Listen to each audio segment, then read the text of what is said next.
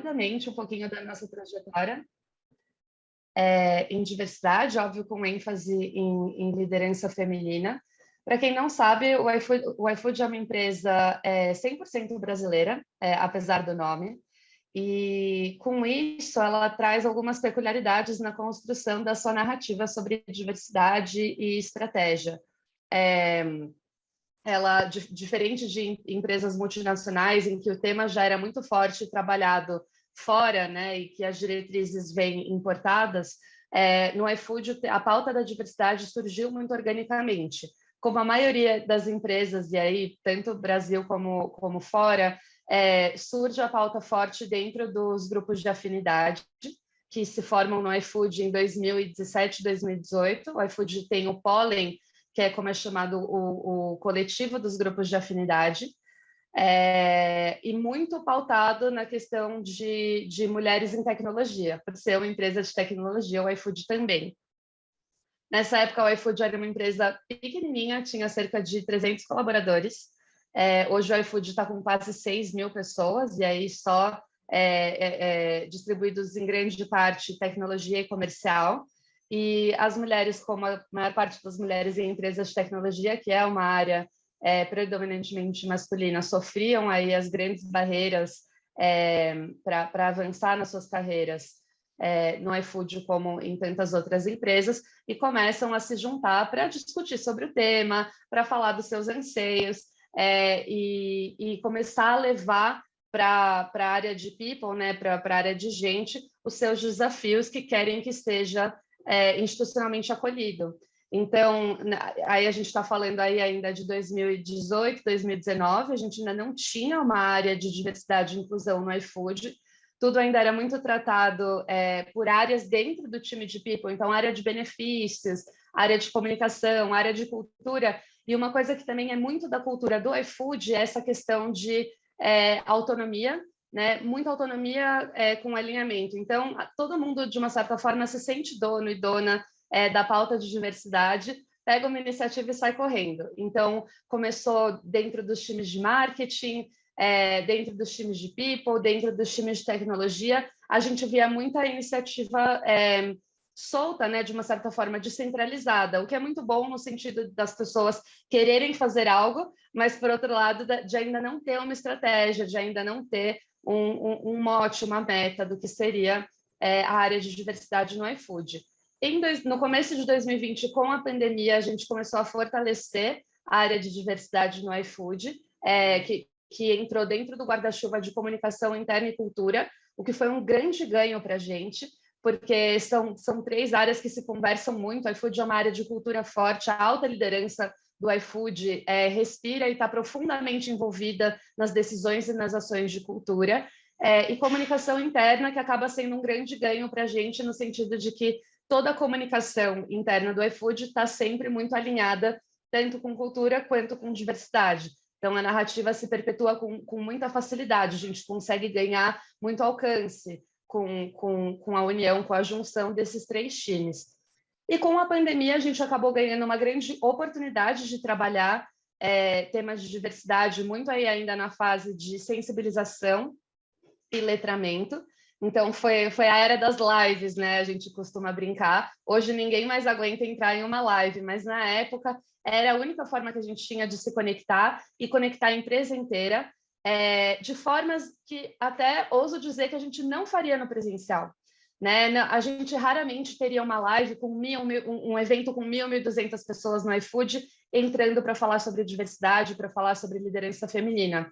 Mas a gente facilmente atingia esses números durante a pandemia. Então, foi um instrumento muito importante para a gente começar a trabalhar o tema. Né? A gente trouxe grandes nomes, e não só pessoas famosas, mas pessoas expoentes aí nas suas áreas, começando com o tema de mulheres, que foi o mês de março, logo no começo da pandemia. Foi quando a gente lançou as campanhas Além de, não sei se alguém já ouviu falar, mas era justamente a mensagem forte de não vamos falar das mulheres apenas em março.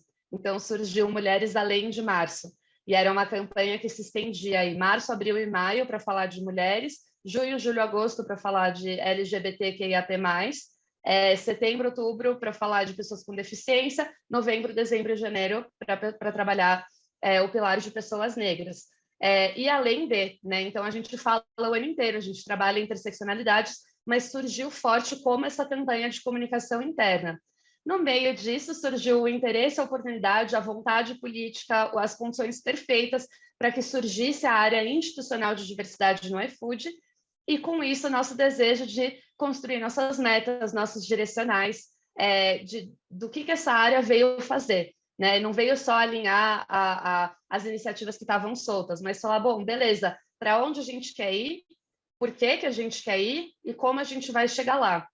E isso foi mais ou menos no final de 2020, foi quando eu entrei no iFood, então estou no iFood há 2 anos, e a gente começou justamente, quando eu entrei, a gente tinha acabado de assinar o compromisso da ONU Mulheres, e foi um grande direcional nosso, foi uma primeira ferramenta que ajudou muito a dar o direcional do como, né, e de priorizar as ações, elencar. A ferramenta é excelente nesse aspecto, né, para quem está começando a dar seus primeiros passos. Então, ela divide aí em compromisso, divide em parte de desenvolvimento, cadeia de fornecedores. Então, eu entrei nesse contexto, mas foi o momento da gente desenhar nossas metas que foram e são muito focadas nesse primeiro momento em representatividade, pensando num perfil Brasil. Então, a gente quer, nesse primeiro ciclo de diversidade, alcançar 50% de mulheres na liderança geral do iFood até 2023, todas essas metas, e 35% de mulheres na alta liderança no iFood, que aí são cargos de head e acima. Né? E só para vocês terem uma ideia, trazendo aqui só um dado que eu acho muito relevante, é que a gente sai de um cenário de 28% de mulheres na liderança em 2019 para 45% em 2022. E a gente sai de 11% na alta liderança em 19 para 32% em 2022. Então, a gente conseguiu já avançar bastante, isso muito por conta dessa vontade política, né, da alta liderança, sensibilização de que essa é uma pauta importante, de que são talentos que a gente quer atrair, talentos que a gente quer reter, que a gente quer desenvolver, explorar o potencial. Então, foi todo um trabalho muito, muito coletivo, mas muito realmente que a gente sente que todas as pessoas no iFood se apropriaram dessa meta e desses indicadores para avançar em diversidade, em especial liderança feminina, que é, de fato, um indicador que a gente avançou muito nos últimos anos. E aí, só falando um pouquinho das nossas principais iniciativas para atingir esses resultados, sem dúvida, eu diria todo o trabalho de sensibilização dessas campanhas, além de que foram não só lives, mas a gente também gravou minisséries, a gente fazia, né, contratava atores para ensinar situações de mansplaining, interrupting, gaslighting, né, de uma forma bem educativa e bem lúdica. O iFood também é conhecido, né, para quem não sabe, a comunicação tanto para dentro como para fora. O iFood ele é bem lúdico, ele é bem brincalhão, mas óbvio que a gente leva esses temas super a sério. Mas foram séries que fizeram muito sucesso. A gente acabou lançando um desafio para a alta liderança gravar vídeos de como eles tinham sido impactados por esses conteúdos e lançarem o desafio para outras lideranças. Então, todo mundo se engajou com esse tipo de conteúdo. Foi quando a gente fez a nossa primeira rodada de curso de liderança feminina, ou Agora que São Elas, em parceria com o Impulso Beta, selecionando aí os nossos talentos, encontrando as pessoas, né, principais que a gente queria desenvolver, reter e encontrar caminhos para essas pessoas ao longo do iFood. E, sem dúvida, também trabalhando a liderança inclusiva, né? A partir do momento em que a gente tira o ônus, isso só para finalizar aqui, quando a gente começou a trabalhar liderança feminina, eu na Impulso Beta em 2016, a gente ainda estava muito trabalhando com as mulheres. E o ônus ainda estava muito nas mulheres. A pauta se falava muito na época de empoderamento feminino. E quanto mais a gente desenvolvia essas mulheres, elas chegavam sedentas e super animadas para crescer nas suas carreiras e se deparavam de cara com empresas que não estavam prontas para reconhecer que essas barreiras existiam e remover essas barreiras. Então, hoje também no iFood é uma pauta muito forte de desenvolver as lideranças e a cultura da empresa como um todo para uma liderança mais inclusiva, entender que essas barreiras existem, remover essas barreiras institucionalmente, porque não é só o empoderamento, não é só curso de liderança feminina, é muito também da gente desmantelar toda uma estrutura de uma sociedade que é fundada em racismo, machismo, que se replica nas empresas, e como é que a gente consegue trabalhar os dois pilares ao mesmo tempo para atingir esses resultados excelentes.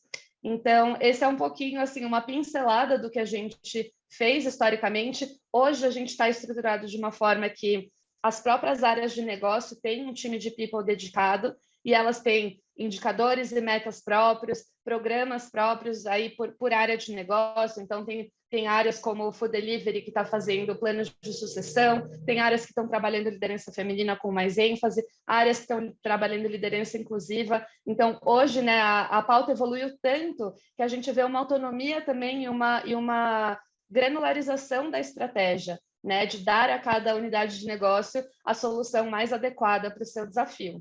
Mas seguimos fortes aqui, em parceria, né, com a Impulso Beta, com a ONU, com os nossos próprios compromissos públicos, para continuar atingindo, chegar na nossa meta, e quando chega na meta, vocês sabem, a gente dobra a meta.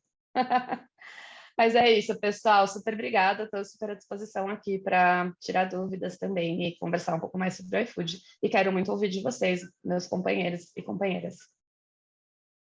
Bel, que incrível ouvir toda essa jornada, né? E que legal, acho que para mim chama muito atenção, imagino que vocês vão sentir isso na fala de Niarcos e Dani também, como cada jornada tem a cara da marca, né?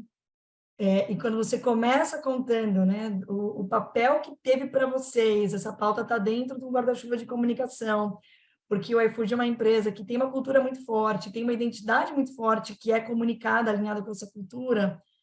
Certamente que as jornadas das empresas são diferentes disso, né? Porque isso é muita marca registrada do iFood, num momento também que o iFood estava crescendo muito aceleradamente durante a pandemia, e existia uma preocupação muito grande de crescimento com coesão de cultura, né?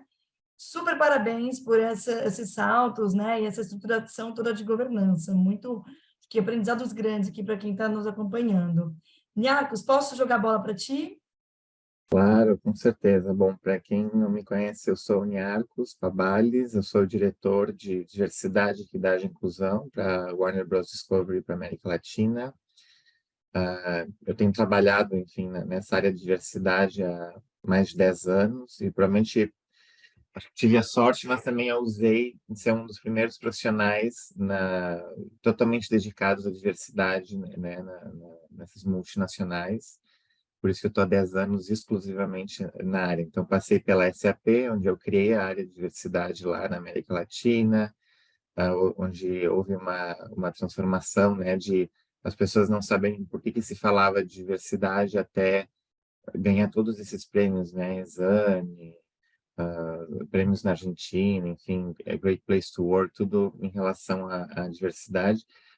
Eu era competidor da Dani aqui na Oracle. Depois, enfim, tive uma jornada que passei por algumas outras empresas. Eu queria também. Era muito difícil, né, continuar sempre na mesma posição para mim, então eu queria ter outras experiências. Enfim, aí eu fui para Wikipedia, depois eu fui para Booking.com, onde eu morei na Holanda por um ano. E aí decidi voltar com essa posição de diretor Latam para Warner Bros. Discovery. Então, esse é um pouquinho sobre mim. Eu vou deixar meu LinkedIn aqui para quem quiser me adicionar. Eu também fico postando muitas coisas sobre o tema de diversidade, enfim, acho que toda a galera ali que eu me conecto a gente tem essa coisa que nos une da diversidade. Bom, tendo falado um pouquinho sobre mim, sobre a empresa agora. A Warner Bros. Discovery é uma empresa nova. Por quê? Porque ela é uma fusão entre empresas. Então, quando eu entrei na empresa faz 8 meses, a gente se chamava Warner Media. E a Warner Media ela era uma fusão de 3 empresas, que era a HBO, a Turner e a Warner Brothers, de filmes, né? Então, ali tinha acontecido uma fusão, onde a Turner comprou a HBO e a Warner Brothers e virou a Warner Media. Uns 2 anos depois, houve uma nova fusão ali com a Discovery.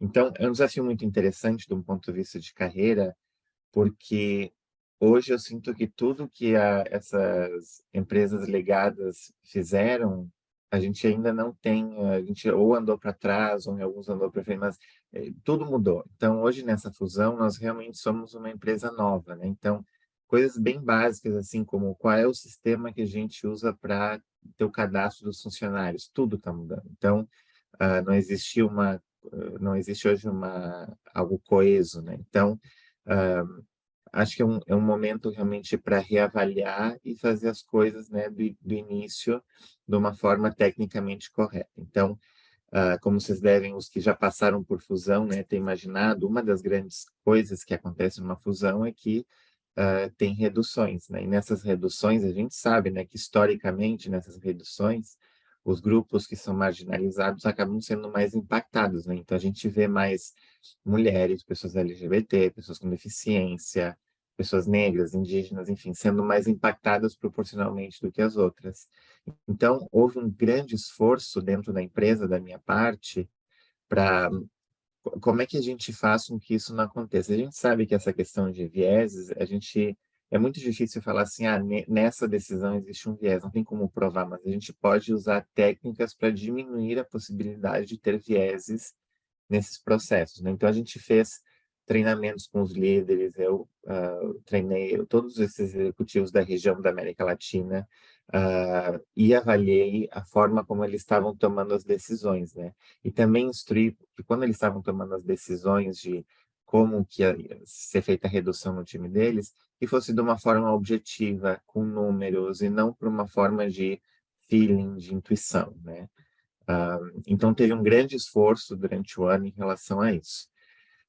Eu acho que também todas essas empresas que legadas que hoje fazem a Warner Bros. Discovery, todas eu acho que elas têm um sentimento de que a diversidade é importante. Eu noto isso em geral, em todas as empresas, já se sabe um pouco, a gente está passando daquele discurso de por que falamos disso a ter uma noção superficial de que é importante. Talvez as pessoas não sabem exatamente o porquê ou não sabem como fazer acontecer. Então, eu acho que sim, que tem o buy-in da liderança e do time, enfim, e se sabe que a gente quer ser uma empresa comprometida com o tema da diversidade. Então, a gente sabe que tem esses grupos marginalizados, né? Ah, mulheres, pessoas com deficiências, pessoas negras, pessoas LGBTs, e muitas das legacy organizations já estavam fazendo ações em relação a isso. Então, a Warner Media, por exemplo, com o Impulso Beta, a gente fez uma jornada de desenvolvimento para mulheres líderes, né? Vários encontros em Latam, na América Latina, para desenvolver essas mulheres para atingir posições de liderança. Mas isso é algo que a Discovery, por exemplo, não fazia. Então, hoje a gente vai entrar no momento de, ok, somos essa nova empresa, quais são os programas que a gente vai fazer? Então, pegar um pouquinho do melhor de cada um para evoluir. Eu acho que como visão que a gente tem de empresa, essa nova empresa que foi criada, que eu acho que é algo muito único que eu queria compartilhar com vocês, né? Geralmente, o que que as empresas adotam, né? A gente quer ser diverso, ter processos equitativos, ter justiça nos processos e gerar um sentimento de pertencimento dentro da empresa. Isso também faz parte da visão da Warner Bros. Discovery. Mas algo que é muito único é a indústria, né? A indústria de mídia e entretenimento. Então, além disso, o que que a gente quer? A gente quer que as nossas produções elas sejam construídas de uma forma que respeite e valorize a diversidade, não só em quem está na frente da câmera, mas também quem está atrás da câmera. Então, o meu desafio mesmo, Euniarcos, é que as séries que sejam produzidas, os filmes que vão ser produzidos, os realities, que a gente tenha esse mindset da diversidade. Então, realmente é muito transformador, porque a forma como a gente conta histórias, sabe, que é a forma mais poderosa de chegar nas pessoas é através do storytelling. Então, é algo muito transformador. Então, eu estou agora contratando pessoas para criar um time maior, onde grande parte desses esforços vai ser como é que a gente faz que o nosso storytelling seja inclusivo, né? Enfim, sinceramente é uma jornada, né? Não acho que exista um programa, uma coisa que vai mudar tudo, mas eu acho que é esse esforço intencional para ficar melhorando pouco a pouco. Então, esse é um pouquinho eu queria contar, né, quem eu sou, um pouquinho do contexto da empresa que a gente está. Então, ah, tinha programas, né, nas Legacy Organizations que a gente fez, enfim, mas agora é tudo novo, né? Tudo agora somos uma nova empresa e a gente tem essa visão, né, de ser inclusivos. Algo que a gente fez, que está fazendo agora, atualmente, é lançar os grupos de afinidade em todos os países da América Latina com as diferentes identidades. Então, porque é muito isso né? A Bel falou muito bem também, né? Desse como esse movimento orgânico é importante para trazer as vozes, né? Então, a gente já está fazendo isso, lançando no Brasil, na Argentina, no México, na Colômbia, no Chile, todos esses grupos para fazer com que as vozes sejam representadas. Eu estou expandindo o meu time também agora, e aí espero que ano que vem a gente já tenha um monte de projetos para apoiar essa transformação que a empresa precisa, enfim, que a gente tem que continuar. Então, da minha parte era isso. Deixa ali meu LinkedIn, caso vocês também queiram se conectar comigo. Eu sei que adoraria falar mais no detalhe, mas a gente vai ter um momento com bate-papo, então vou passar para a Renata novamente. Obrigada, Niarco. Super obrigada por contar. Conto que eu fiquei super inspirada em ouvir aqui essa visão de que, no fundo, todos os esforços de diversidade aqui para, na ponta, os produtos culturais que vocês produzem possam também, né, trazer todo esse storytelling. Como é super transformador, né? O que a gente está ouvindo aqui, no fundo, as transformações, as empresas de vocês repercutem nos produtos e serviços que a gente, como pessoas ou empresas consumidoras, temos acesso na ponta, né? Que bacana isso. Outra coisa que me chama muito a atenção da tua fala, e é algo que a gente tem discutido muito com as empresas com as quais a gente trabalha, é como diversidade não é um tópico específico da área de recursos humanos, é um direcionador de estratégia de negócio. E vocês que estão nesse momento de várias discussões por conta das compras, das fusões, da revisão de todos os processos, estão certamente vivenciando isso profundamente, né? Como diversidade é uma das discussões de negócio, né? Assim como integração de sistemas, eficiência operacional entre times que são duplicados nas empresas que foram, né, reunidas. Bacana, vamos poder explorar mais também. Dani, contigo, conte mais aqui para a gente de Oracle. Obrigada, Rê. Agora vou sair das empresas que chegam nos consumidores, vou falar das empresas que vão B2B, né? Gente que ajuda outras empresas. Então, bom, eu sou uma mulher branca, tenho cabelos pretos lisos, um pouco abaixo aí dos ombros, estou usando uma blusa verde de gola alta e atrás de mim tem um fundo com um painel com algumas mulheres, uns desenhos e fotos de algumas mulheres que eu admiro. Falando aqui de Oracle, a gente, especificamente de jornada feminina, acho que Bel e Niarcos trouxeram muitos pontos importantes, né? Os grupos, eles nascem naturalmente, né? O Oracle Women's Leadership tem mais de 90 chapters no mundo inteiro, a Oracle tem mais de 140 mil funcionários, né? E tem muitas aquisições, eu vi alguém aqui falando de NetSuite, acho que a Alessandra faz parte da NetSuite, uma grande empresa que a Oracle comprou há um tempo atrás. Agora a Oracle acabou de adquirir uma empresa de saúde, né? Acreditamos que saúde... e é muito doido, né? A gente teve que criar... O Niarcos estava falando de sistema, eu lembrei, né? A gente teve que criar dentro do sistema cargos, numa empresa de tecnologia, cargos de enfermeiro, de médico, né? Para contratar as pessoas. É muito maluco essa história de fusão, e fusão de empresas que têm business muito diferentes. E essa empresa ela já trouxe os grupos de afinidade dela formados. E aí, agora a gente está tentando fazer com que os grupos de afinidade que eles têm combinem com os que a gente tem também, né? Então, isso é muito legal, porque você precisa respeitar a identidade daquele grupo que já existe, mas também, né, adaptar a cultura para que seja global, para que seja todo mundo falando a mesma mensagem ou entregando a mesma mensagem. E falando de liderança feminina especificamente, todo mundo que trabalha com diversidade, ou que está começando, ou que já tem um tempo, entendeu que não é uma bala de prata, como o Niarcos falou, né? Não existe um programa que vai resolver tudo. A Bel falou da consistência aí, então a gente precisa sensibilizar para sempre, porque vão ter pessoas em diferentes momentos. A gente precisa treinar as mulheres, porque a gente tem muita coisa para ser desbloqueada aí nesses programas de treinamento, né? E não é... Eu vejo os programas de liderança feminina, como a gente fez aqui na Oracle WIB, e a gente continua fazendo, já são mais de 1.300 mulheres que fizeram esse programa na América Latina. O Women in Business, que é o programa de liderança feminina que a gente faz aqui em parceria com a Impulso Beta e com outra consultoria em outros países. Ele é um um desbloqueador, assim, na verdade, você não ensina alguém a negociar em 2 horas, você ensina a pessoa, você ajuda a pessoa a entender por que ela não negocia. É um pouco isso, sabe? Eu acredito muito que é menos sobre a técnica de negociação, que você poderia assistir num MBA ou em qualquer outro lugar, e mais sobre você negociando, porque que você não faz aquilo que você aprendeu e deveria fazer. Então, os programas de liderança feminina eles têm um papel importantíssimo de setar essa mensagem principal e fazer com que as pessoas, elas mesmas, entendam o papel delas dentro de cada um desses contextos, né? Ele é muito mais sobre a participante do que sobre a liderança, ou eu vou te ensinar a ser líder, ou alguma coisa assim. Tanto é que a gente vê na avaliação de resultados, né? A gente faz uma pesquisa antes, uma pesquisa depois e compara, e os dados são abismais, assim, de percepção sobre as suas próprias competências, né? Porque, de novo, não é que eu negociava, 30% das mulheres achavam que negociava bem no começo e 80% no final. Não, é porque é a percepção delas, não é porque elas aprenderam a negociar melhor em 2 horas de conteúdo de conversa. Então, para mim, o programa de liderança feminina ele é um esqueleto importantíssimo dentro da estratégia de mulheres.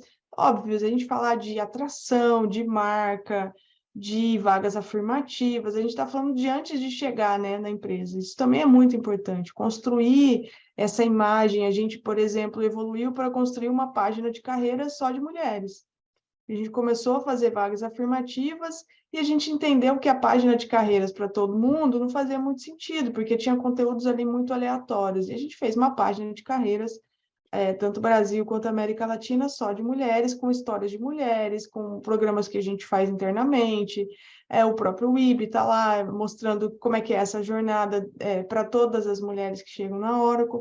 E tem uma coisa que é um dos aprendizados dessa jornada, é que nem todos os programas são para todo mundo, mas pelo menos um programa precisa ser para todo mundo, assim. Porque se você quer criar esse sentimento de pertencimento, se você quer criar esse sentimento de que todo mundo tem a chance, quando você está numa multinacional, você tem às vezes, muitas verticais diferentes, né? E aí você tem muitas empresas dentro da mesma empresa.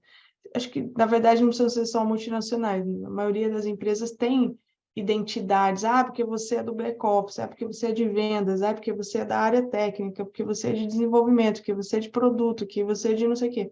E aí as oportunidades vão se criando em torno ou de algumas linhas de negócio, ou de mulheres que são high potential, ou que estão lá. E, na verdade, quando você cria um programa, como foi o IB aqui na Oracle, o IB ele é para todas as mulheres, todas, de qualquer linha de negócio, de qualquer nível. A pessoa pode ter acabado de entrar na Oracle e vai fazer o programa. Então, isso cria um senso de conjunto, de identidade, isso seta a mensagem inicial de que é importante, né? Eu gosto muito disso. E aí tem programas dentro dessa jornada que não são para todo mundo, mas que são para momentos diferentes de carreira, porque uma das coisas mais comuns que a gente escuta, né? As mulheres fizeram lá o programa de liderança feminina, 6 semanas, depois eles olham para a gente e falam, what's next? Né? O que vem depois? E aí algumas querem fazer o IB 2.0, né? Querem fazer uma continuação com outros conteúdos. Tem mulheres que estão preparadas para uma mentoria. Tem mulheres que querem fazer um programa fora, né? Um MBA, algum programa que a gente possa dar um suporte financeiro.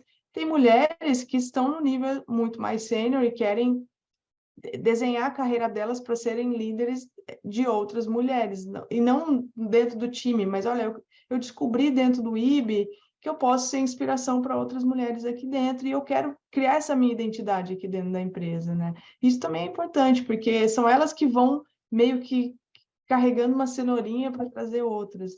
E aí a gente precisa criar um leque, né? A gente chamou de framework aqui, mas a gente criou um leque de oportunidades pós o IB. Então, pós o IB, a gente tem um programa Advantage U, que é de mudança de carreira. Então, a gente apresenta o Advantage U pós o IB e fala, olha só, você fez um programa, você descobriu que você tem outros sonhos, outros propósitos, não na área que você está, mas tem um monte de outras áreas aqui dentro.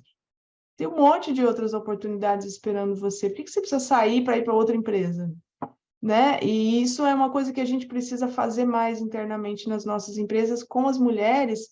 Inclusive, a gente tem discutido, porque a gente apresenta, olha só, participantes do IB. Aqui temos 30 vagas abertas em todas as posições, mas a gente sabe que as mulheres não se aplicam, né? Tem todas aquelas pesquisas e tal. E a gente começou a fazer com o nosso time de recrutamento, eles são a mesma coisa que a gente faz com candidatas externas, o time de recrutamento tem um mapa das mulheres e fala assim, olha só, estou com essa vaga, eu vou lá na Bel, vou falar, Bel, você está interessada em se aplicar para essa posição? Quer me contar um pouquinho mais de você? Não sei o quê, ver se tem fit? Deixa eu te contar da área, da pessoa que está na gestão. A gente começou a fazer um hunting interno dessas mulheres, porque também se abre as vagas e elas não se aplicam. E aí, esse é um lado, mobilidade interna. Outra coisa, mentoria. Aí você seleciona mulheres que realmente vão se dedicar, que querem realmente fazer com que aquilo funcione, porque programas de mentoria são programas muito caros em termos de tempo das pessoas, em termos de treinamento, investimento. Então, você precisa ter pessoas realmente comprometidas e que realmente estão com objetivos claros e que não só querem bater papo com alguém interessante, né? Que querem realmente colocar os objetivos ali e seguir esse caminho. O outro programa que a gente fez foi um programa de sponsorship, né? Um programa que é meio que para criar padrinhos e madrinhas das mulheres mais sêniores. Então, a gente pegou diretoras sêniores e vice-presidentes, fizemos um programa com essas mulheres de treinar pitch, né, para que elas possam, como se elas fossem aplicar para uma vaga, como se elas fossem vender um produto, enfim, diferentes cenários. E depois elas tiveram uma sessão de one-on-one, né, uma sessão exclusiva com o nosso presidente da Oracle América Latina. Então, muitas vezes essas mulheres nunca tinham conversado com ele sobre carreira, tinham conversado sobre algum negócio, algum cliente, alguma questão que elas tinham, mas nunca tinham sentado com ele para conversar sobre as aspirações de carreira, sobre as competências, sobre as conquistas dessas mulheres. Então, a gente ter treinado esse pitch e elas irem para essa conversa com mais confiança, trazendo números que elas alcançaram e levando essa mensagem do tipo, o que eu quero para a minha carreira dentro da Oracle, foi muito legal, porque ele tem essa convivência com os outros homens, né? Naturalmente. Mas muitas vezes com elas ele tinha conversa pontuais de algum negócio, de algum cliente, e agora ele sabe realmente quem são, o que elas têm conquistado, o que elas têm atingido como resultado e onde elas querem chegar. E isso é bem legal para aumentar essa visibilidade. Então, a gente precisa, na minha visão e na experiência que a gente tem aprendido aqui, tudo isso de grupos de afinidade, de sensibilização, de celebração além de março, de tudo isso, a gente tem uma função constante, porque sempre vão ter pessoas entrando em momentos diferentes de aprendizado e maturidade, né? Mas ter programas estruturados e muitas vezes ter esse menu de oportunidades pós um programa que seja para todo mundo, eu tenho visto que ele traz resultados muito legais, porque muitas vezes a pessoa sai, né, a mulher sai desse programa de liderança feminina e beleza, ela está feliz na posição que ela está, ela só está mais confiante, ela está entendendo mais o papel dela. Às vezes ela quer sair da empresa, mas não, descobre que tem uma opção dentro da empresa. Às vezes ela quer um programa de mentoring, porque ela quer se conectar com áreas diferentes, e o programa de mentoring também ajuda nisso. Às vezes ela precisa ter mais visibilidade, e aí um programa de sponsorship vai dar essa visibilidade que ela precisa. Às vezes ela quer criar uma marca pessoal diferente dentro da empresa, até para outras mulheres. Então, criar esses caminhos que muitas vezes as pessoas mesmo não enxergam por si só, eles nos ajudam a não dar uma vacina só para todos os problemas, mas tentar customizar, e a gente sabe que é difícil customizar, né? Muita gente, dependendo aí de nós, a gente tem 8.000 funcionários na América Latina, com países, com culturas diferentes, com expectativas da sociedade diferentes, até maturidade sobre o tema diferente. Então, quanto mais você cria opções e carrega um pouquinho as pessoas dentro dessas opções, eu tenho visto que isso ajuda muito as coisas a serem aceleradas. Então, dentro de liderança feminina, dentro dessa jornada, eu estou gostando bastante desse approach do cardápio de opções, mas primeiro precisa ter eu não queria chamar de nivelamento, mas é meio que colocar todo mundo dentro da mesma página e criar esse senso de que a oportunidade é a mesma para todos os talentos femininos. Dani, super obrigada por compartilhar aqui com a gente teu cardápio, viu? Fiquei bastante impressionada em conhecê-lo, que super avançada a maneira como vocês estão desenhando, né, toda essa estratégia de desenvolvimento. E eu acho que é muito bacana a forma complementar que você explorou os esforços da Oracle aqui, porque a gente falou sobre como é que a gente cria uma consistência na comunicação, né, muito na fala da Bel, né, tipo, engajar todo mundo no valor daquilo para a cultura. Niarcos reforça com a gente o quanto é complexo criar governança, principalmente para organizações grandes, globais, de várias frentes de negócio, e que algumas das pessoas que estão aqui com a gente hoje são clientes nossos, como, por exemplo, a Janaína, que é de uma empresa do mercado de autopeças, tem 17 unidades de negócio dentro da Fortebras. Imagino que ela deve ter se sintonizado muito com o desafio ali do Niarcos, né?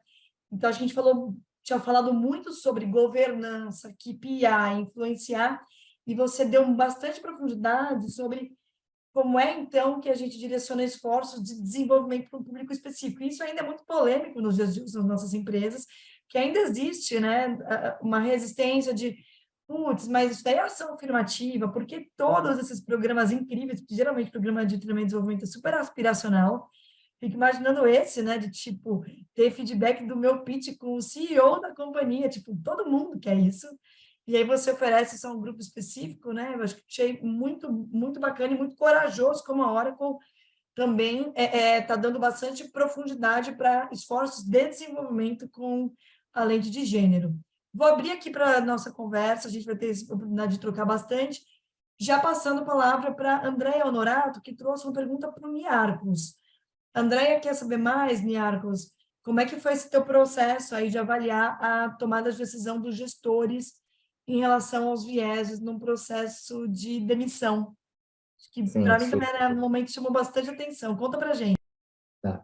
Primeiro, eu acho que os líderes eles tinham que entender por que para essa nova empresa que a gente está criando, diversidade, equidade e inclusão são coisas importantes. Por quê? Porque tinha algumas legacy organizations que já entendiam isso, e as outras não entendiam com a mesma profundidade. Então, primeiro a gente tinha que ter o mínimo comum entre todos os executivos da alta liderança de Latam.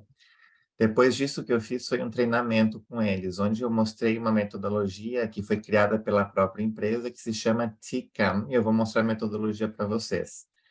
Essa metodologia dizia o seguinte, que em qualquer tomada de decisão, essa tomada de decisão, ela tem que, independente se é uma reorganização, se tem demissões ou se tem contratações internas, qualquer coisa ela tem que obedecer a alguns critérios para que ela seja justa, né? Então, essa metodologia é o seguinte, o primeiro critério é transparência. Então, por exemplo, se eu vou fazer uma demissão em massa, ou se eu vou contratar gente em massa, eu tenho que deixar muito claro o que vai acontecer. Eu preciso ser transparente com todo mundo. A gente sabe que muitas organizações não fazem isso, né? Então, se eu tenho uma relação com o líder, então eu sei, mas se não, eu não sei. Então, primeiro tem que ser transparente e aberto para todo mundo. Então, esse era o primeiro critério. Tudo tinha que ser transparente. O segundo critério que tinha que ser definido claramente. Então, vamos supor que eu tinha uma posição de diretor na minha organização e eu tenho que ser muito claro qual é o pré-requisito dessa função. Então, tem que estar muito definido. Não pode ser assim, é porque eu acho que aquela pessoa é legal, porque aquela pessoa trabalha bem. Não, qual é o critério? Eu quero uma pessoa que saiba gerenciar outras pessoas, eu quero uma pessoa que tenha atingido tal número de resultados no seu histórico, eu quero uma pessoa que, sei lá, tenha conduzido feito com sucesso projetos usando tais habilidades. Então, tem que ficar muito claramente definido qual que é o critério que essa tomada de decisão seja feita.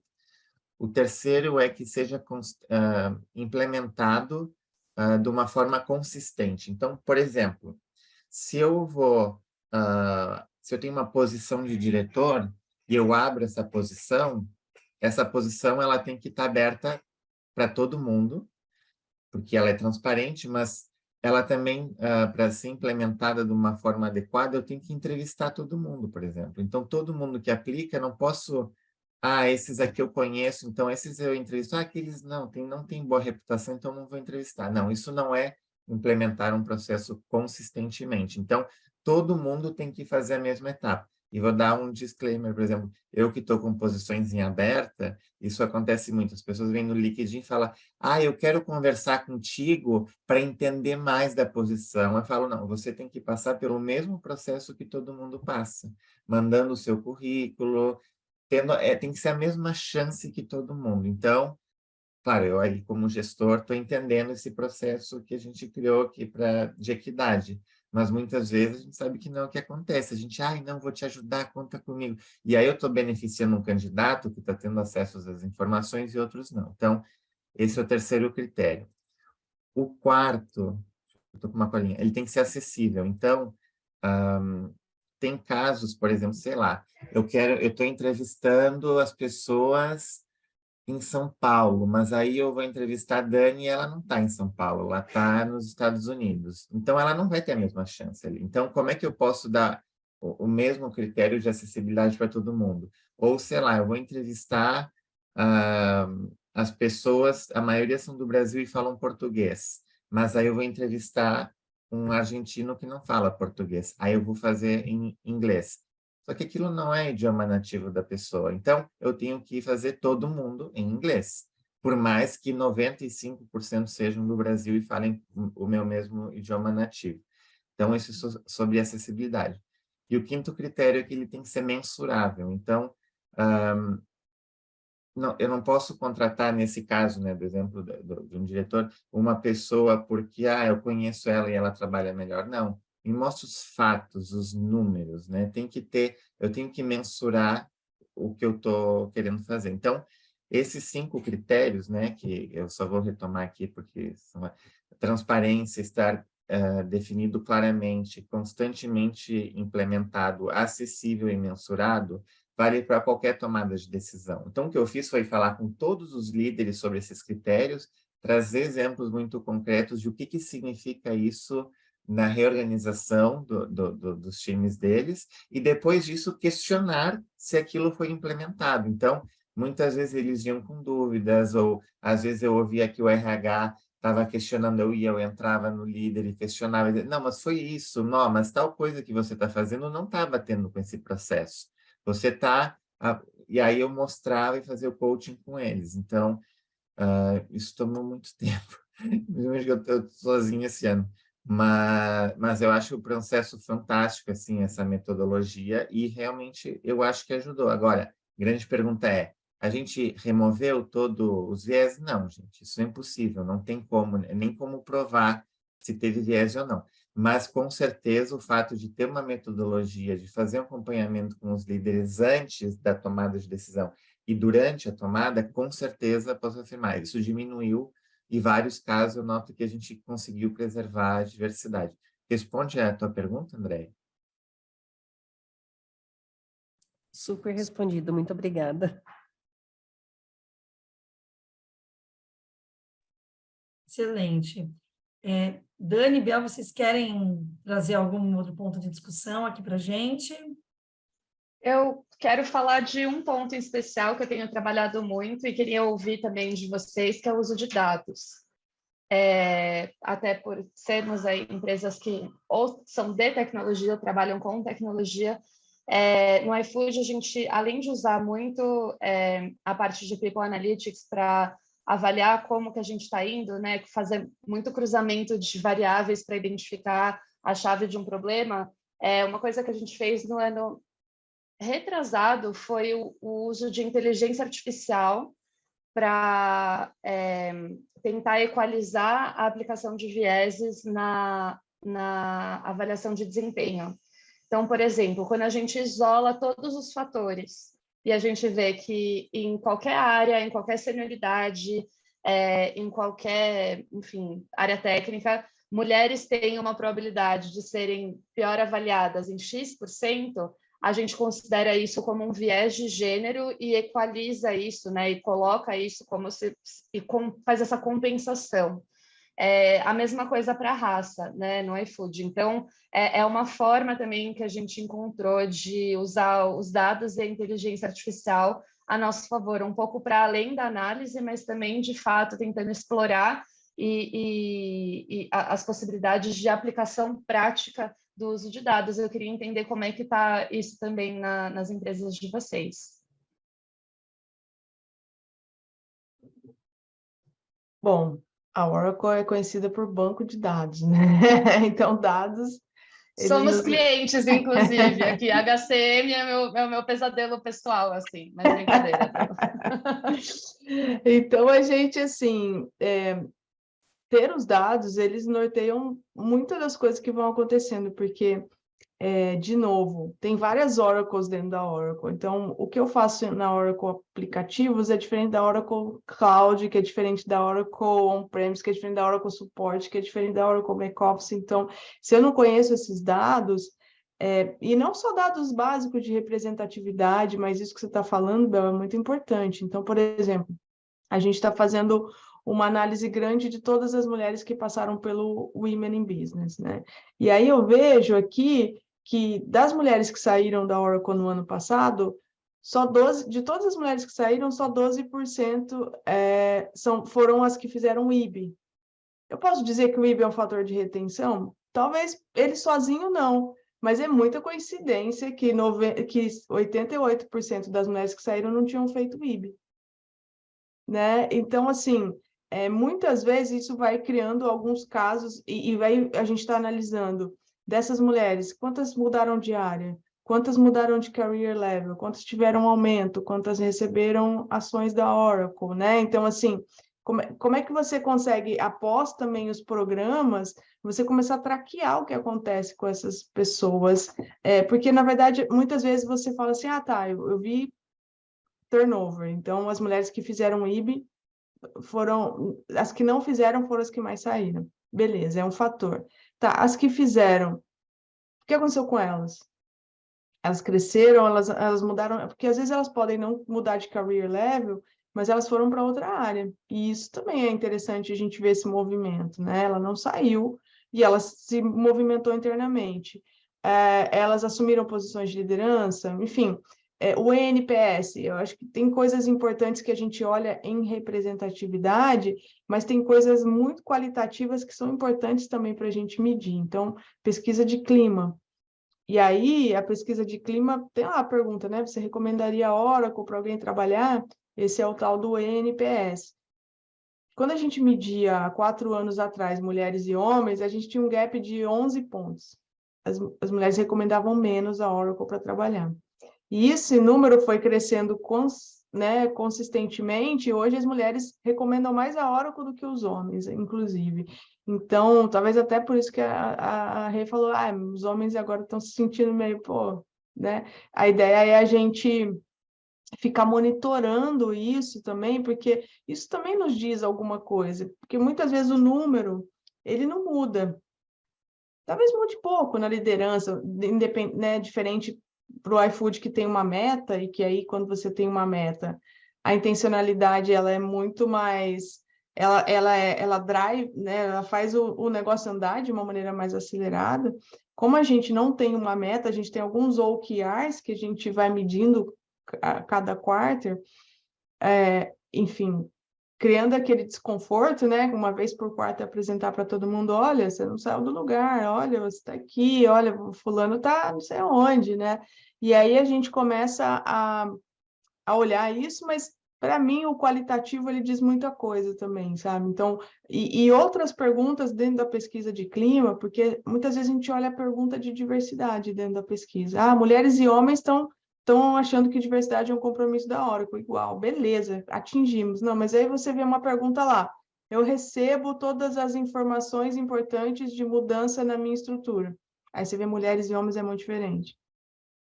Eu recebo todas as ferramentas de suporte do meu manager. Mulheres e homens, mega diferente. Aí você fala, poxa, né? Tá, ela tá vendo que a Oracle está comprometida com diversidade, mas o dia a dia dela, a liderança dela não está compartilhando as mesmas informações da mesma maneira. Então, a gente precisa olhar, né? E essa coisa dos dados, ela é bem complexa, porque você pode, por exemplo, 12% só das mulheres que saíram, né? 88% das mulheres que saíram da Oracle não tinham feito o IB. Beleza, posso dizer que o IB é um fator de retenção, mas isolado, aí eu vou ter que ver de onde são essas mulheres, qual é a carreira delas, o que aconteceu com elas, se elas foram, né? O que será que fez com que essas mulheres, se elas são talentos, né? Se elas estão, como elas estão categorizadas. Então, eu acho bem interessante, assim, a gente, para mim, diversidade é número, equidade, inclusão comportamentos, né? Algumas coisas que vão drivar, e a equidade são esses processos, e aí esse processo que vai com a lupa para entender, beleza, as mulheres que fizeram IB ficaram mais na Oracle, mas onde elas estão? Elas ficaram, elas são talentosas, elas são consideradas talento, elas, enfim, tem muita investigação para ser feita aí.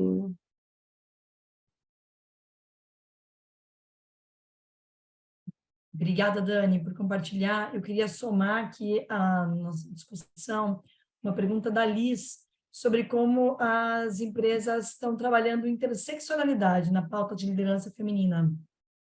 E para isso eu queria até trazer um histórico que a Dani e a Bel vivenciaram muito comigo anos atrás, quando nós trabalhávamos juntas na Impulso Beta, aí nos anos de 2016, 2017.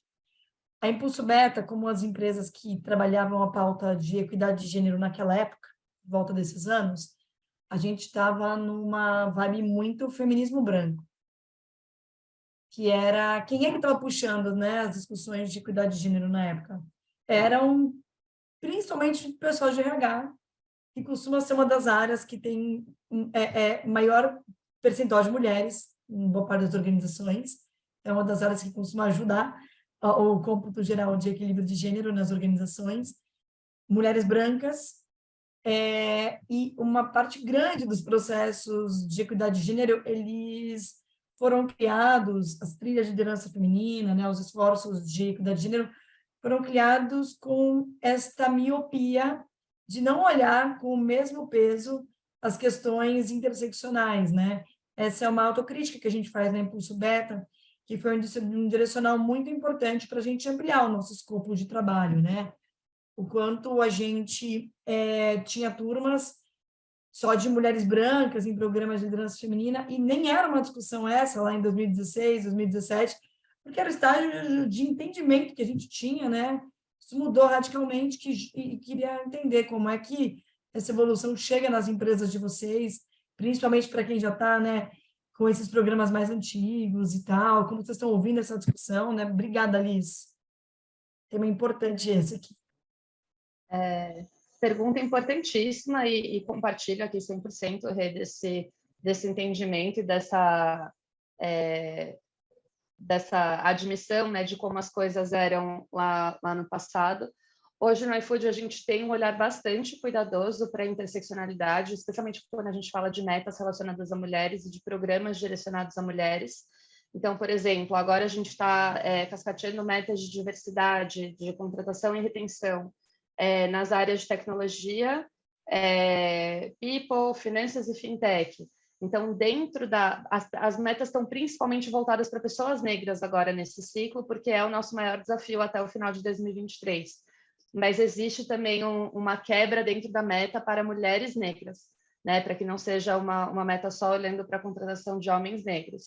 E a mesma coisa, se a gente vai fazer um programa para mulheres, um programa de liderança feminina, que na seleção estejam contemplados critérios de diversidade também dentro desse pool de mulheres. Então, 50% das mulheres devem ser mulheres pretas ou pardas. Então, é algo que a gente, hoje em dia, depois de todos esses aprendizados, sabendo tudo que a gente sabe sobre os desafios interseccionais, é algo que a gente não perde de vista em nenhuma iniciativa. E é uma preocupação muito grande hoje, em especial com relação às metas, já que existem metas de mulheres e metas de pessoas negras, ter o cuidado de que as metas não fiquem direcionadas para mulheres brancas e para homens negros, e que a gente exclua aí a parcela mais vulnerabilizada da população, que são as mulheres negras.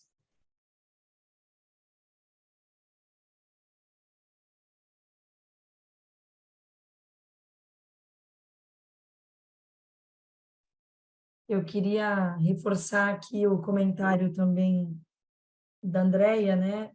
Da Andrea não, perdão, da Alessandra, sobre o quão interessante foi ouvir da Dani o fator de qualitativo e quantitativo. A gente entrou aqui numa grande discussão de dados, mensuração do impacto dos programas e como a gente começa a mensurar com olhares mais abrangentes e sábios, né?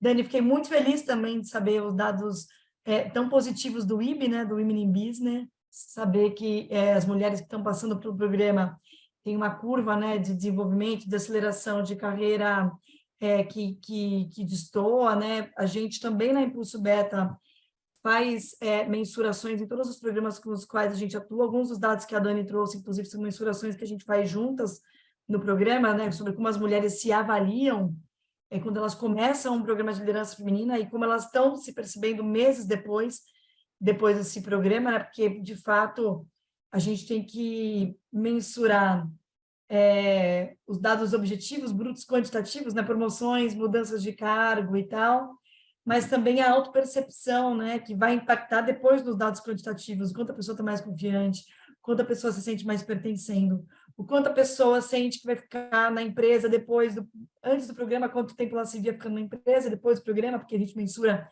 o impacto do programa em engajamento e tal, né? Então, que bacana ouvir de ti, Bel, a evolução desses indicadores, e de ti, Dani, que a Oracle, tendo toda essa robustez de dado, né, como não poderia deixar de ser, né, sendo vocês quem são dados positivos, esses qualitativos. E Niarcos, queria ouvir um pouquinho de você.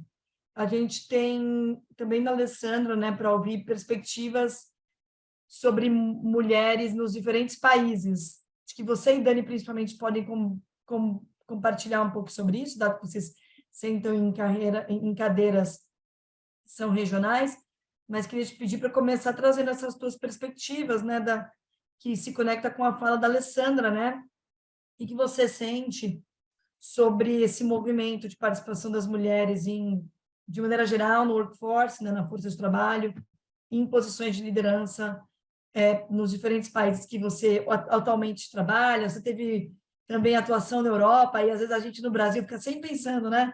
Mas lá fora para a gente é sempre a Europa e os Estados Unidos, né? Quais avaliações você traz aqui? Sim, eu acho muito interessante o que a Dani está falando, porque eu concordo, assim, que eu acho que o principal desafio que a gente tem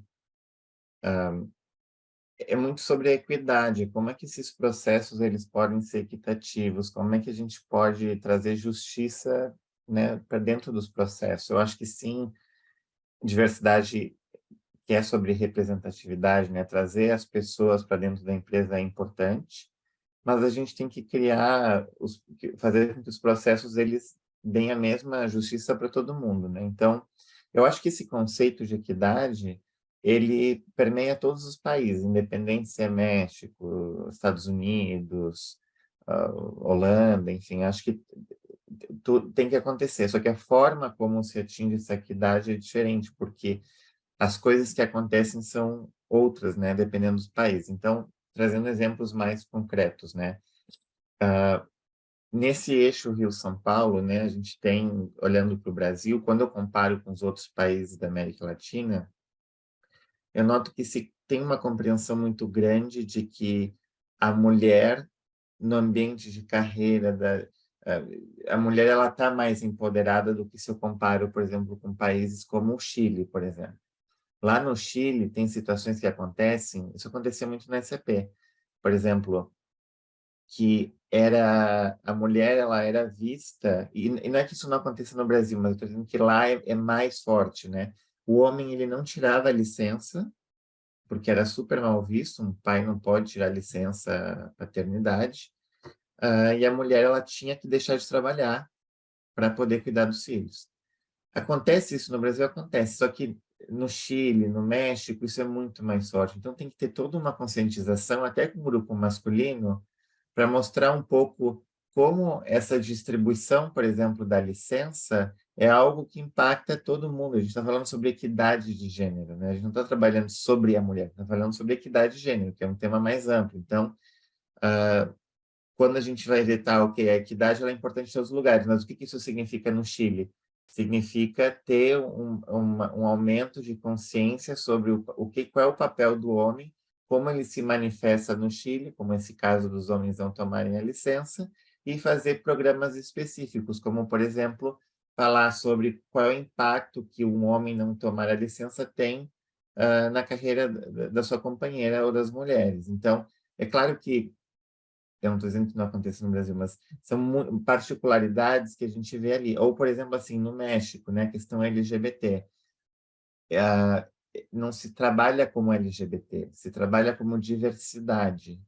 Então, talvez para um brasileiro ou para um argentino, que são culturas mais... o argentino é mais direto, né? Mas o brasileiro ele é mais do diálogo, né? Ele fala... O México ele fala diversidade. Por quê? Porque é uma forma de não falar LGBT frontalmente, diretamente. Então, quando eles falam assim, é o mês da diversidade, não é a mesma coisa que para a gente. Eles estão falando que é o mês LGBT. Então, a gente tem que trabalhar um outro tema no LGBT lá, que é mostrar um pouco todo o espectro da comunidade LGBT, porque eles também têm uma coisa que a gente consideraria mais estereotipada, né? Então, quando eu vejo as ações do México, podem ser muito assim, pegar uma drag queen, é mais sobre essas coisas que são mais visíveis, né? Enquanto, por exemplo, no Brasil não seria isso que a gente faria. Então, ali o trabalho no México seria toda essa questão de visibilizar a comunidade LGBT, mas de uma forma que não seja oculta, né, como é a diversidade. Então, cada país ali vai ter os seus nuances. Eu acho que tem que, independente de um técnico, né, como eu entender um pouco o que funciona em cada país, sempre a forma melhor, eu acho que é ter esses grupos de afinidade, essas pessoas que localmente vão falar e trazer os requerimentos, né? Então, tanto os grupos de afinidade como esses stakeholders que representam os diferentes países, diferentes culturas. Também uma coisa importante para reforçar é que cada empresa é uma empresa. Então, assim, a SAP no México, que eu trabalhei, era muito diferente da Warner Bros. Discovery no México. Então, muda totalmente. E eu tenho certeza que vocês, até mesmo dentro das próprias linhas de negócio, veem muita diferença, né? Então, a gente tem que entender, ouvir quais são as características e aí implementar soluções que para aquele micro-universo faça sentido. Mas a grande traço, eu acho que é isso, né? A questão cultural realmente ela impacta muito. Os objetivos, no fundo, são os mesmos, eu acho, a nível global, mas a forma como a gente chega lá, ela é diferente.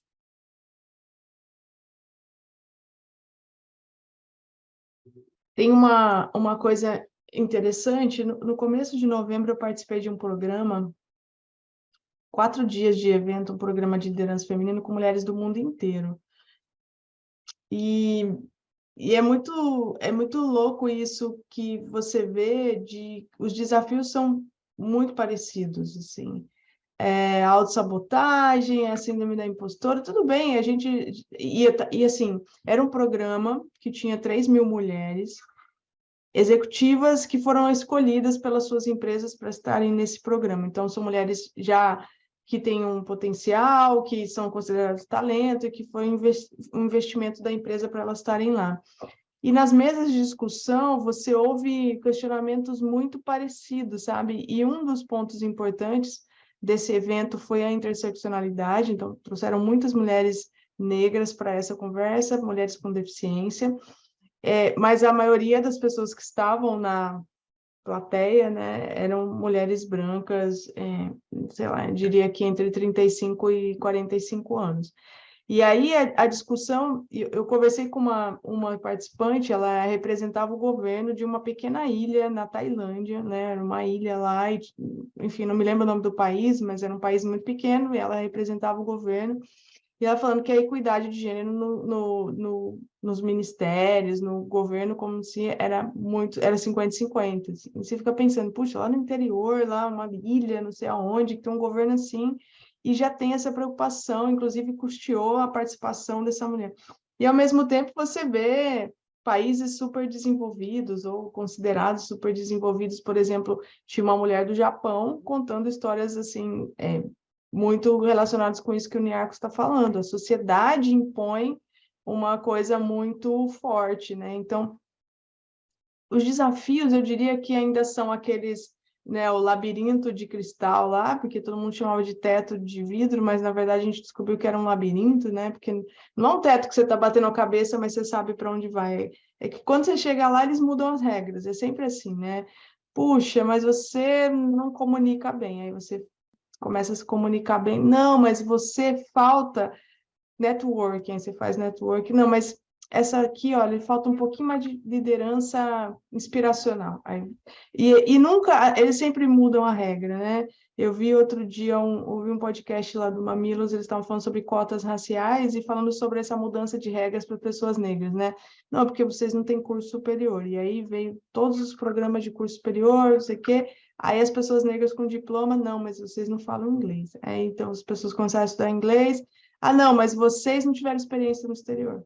Assim, toda vez que você alcança o negócio, e eu acho que para as mulheres acontece muito isso. A gente, quando eu vejo essas experiências, hoje tendo a oportunidade de trabalhar com pessoas do mundo todo, é muito parecido. Muito parecido. Tem uma colega que está liderando diversidade e inclusão na Ásia, né? E ela me contando, por exemplo, os desafios das mulheres na Índia. Então, são desafios muito básicos ainda, mas são da sociedade. Mas as mulheres dentro da Oracle, elas estão empoderadas e elas querem assumir posições de liderança, elas criaram a comunidade de mulheres, enfim, elas estão discutindo as mesmas coisas que a gente, apesar de que fora dos muros da empresa, a sociedade ainda seja muito diferente, né? A gente tem o Oracle Women's Leadership na Arábia Saudita, a gente tem mulheres liderando discussões dentro da Oracle a Arábia Saudita, né? Mas a gente tem países onde as mulheres não podem nem formar um grupo, enfim, e discutir algumas coisas. Então, a gente tem aí, eu vejo, de maneira geral, desafios muito parecidos que as mulheres ainda enfrentam.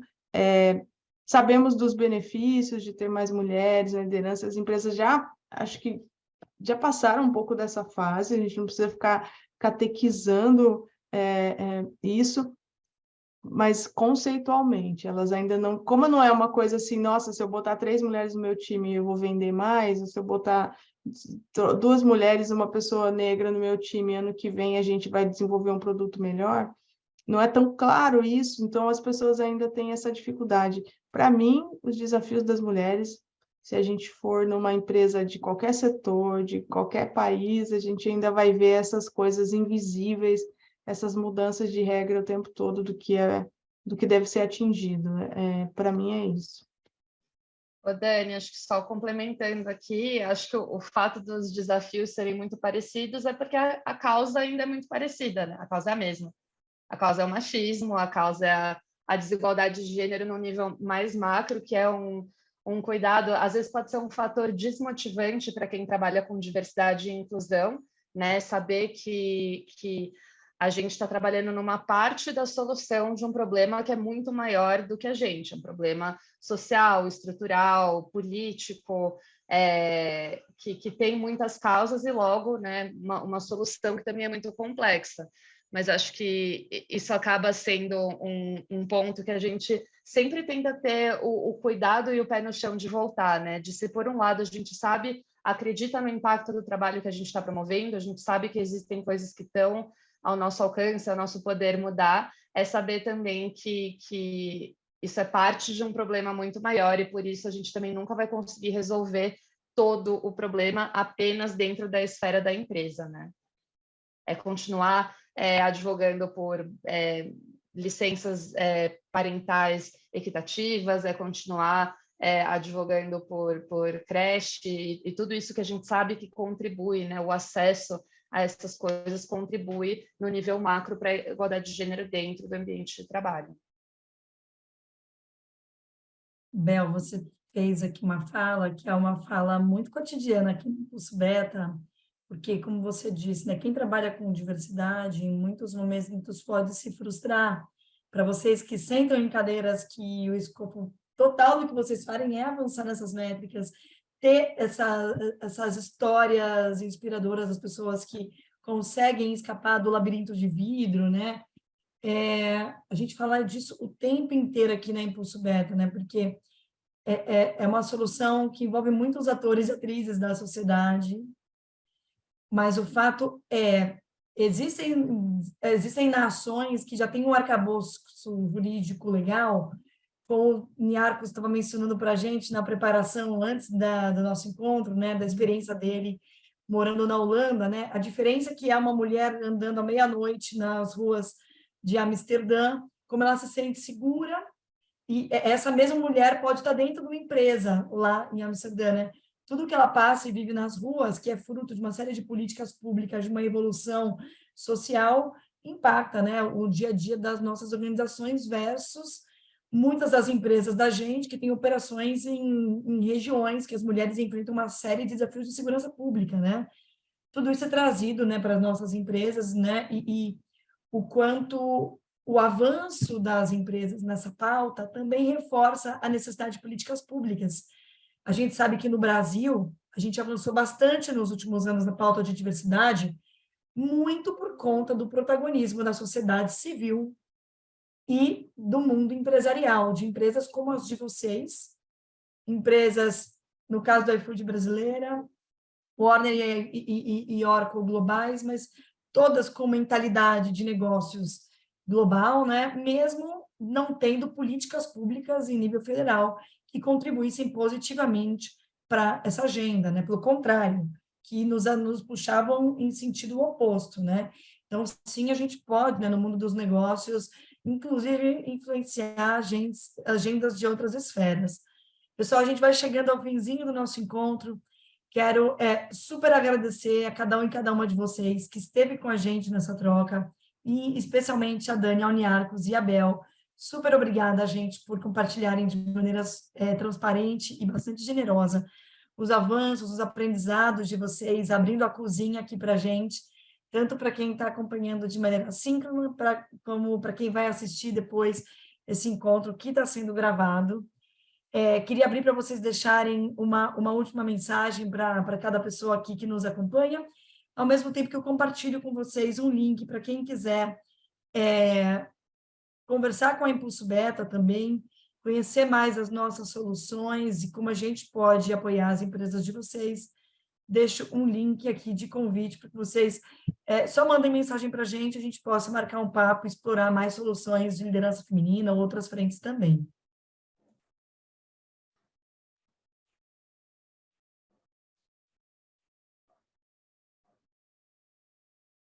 Vamos puxar depois uma foto, né, Rê?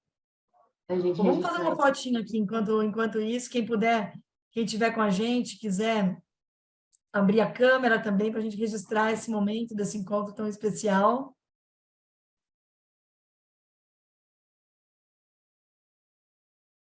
Puxa para a gente aí, Salate, para a gente registrar uma foto aqui nesse momento. Ah, claro. Vamos lá, pessoal. Vou contar de 3 até 1, tá bem? Fazer um print da tela. 3. Olha, calma. Vou esperar o pessoal abrir as câmeras, todo mundo se ajeitar, todo mundo sair maravilhoso. 3, 2, 1 e... Outra. Aí, vou conferir aqui, mas já pode seguir. Obrigada, Salate. Dani, Niarcos, Bel, algum de vocês quer trazer com uma reflexão final aqui para a gente? Queria agradecer, pessoal, a participação de todo mundo. Obrigado por terem me convidado. Espero que a conversa tenha servido para inspirar, debater, enfim. Eu fico à disposição quem quiser conversar comigo no meu LinkedIn. Também compartilhei meu LinkedIn aqui. Pessoal, muito obrigada por estarem aqui, por quererem ouvir e levar e fortalecer essa pauta. Acho que é um pouco do que eu falei, né? O caminho é longo, mas o trabalho é persistente e a gente tem que continuar todos os dias. Super obrigada aí, pessoal.